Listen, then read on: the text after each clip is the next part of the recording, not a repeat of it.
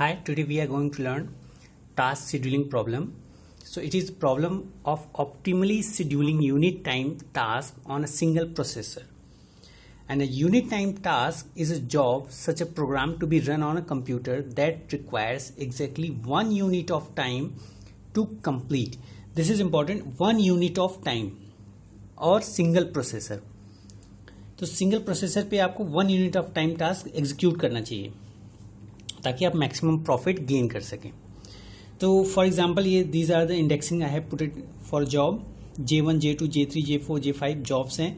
इसकी डेडलाइन 2 है. सो deadline 2, J1 की डेडलाइन 2 है. इट्स मीन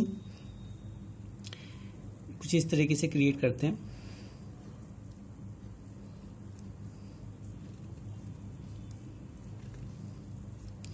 जीरो से 1, 1 से 2 और 2 से 3, क्योंकि यहाँ मैक्सिमम 3 डेडलाइंस हैं.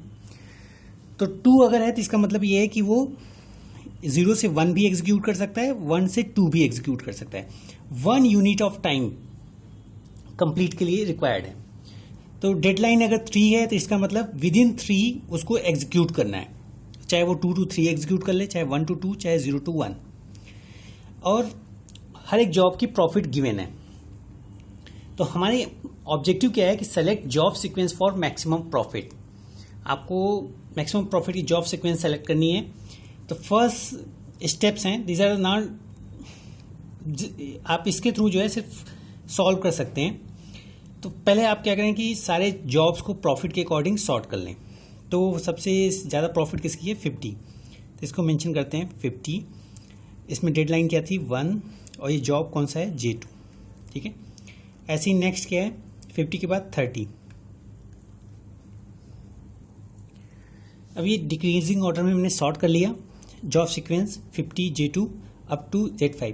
इन केस यहाँ आप देखेंगे Z3 और Z5 सेम प्रॉफिट है, तो हम जिस सीक्वेंस में गिवन है सेम सीक्वेंस हम यहाँ फॉलो कर लेंगे.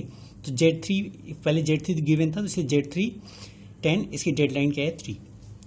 अब मैक्सिमम प्रॉफिट के अकॉर्डिंग हम इसे एग्जीक्यूट करेंगे. तो schedule job in latest possible free slot meeting it's deadline if available. अगर अवेलेबल है तो फिर हम उस पर लेटेस्ट जॉब में शेड्यूल करेंगे.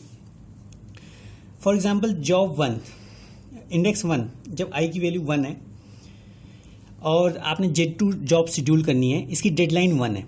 तो 1 है, इट्स मीन ये 0 to 1 एग्जीक्यूट कर सकती है. तो 0 to 1 और मैक्सिमम प्रॉफिट हमें गेन होगा.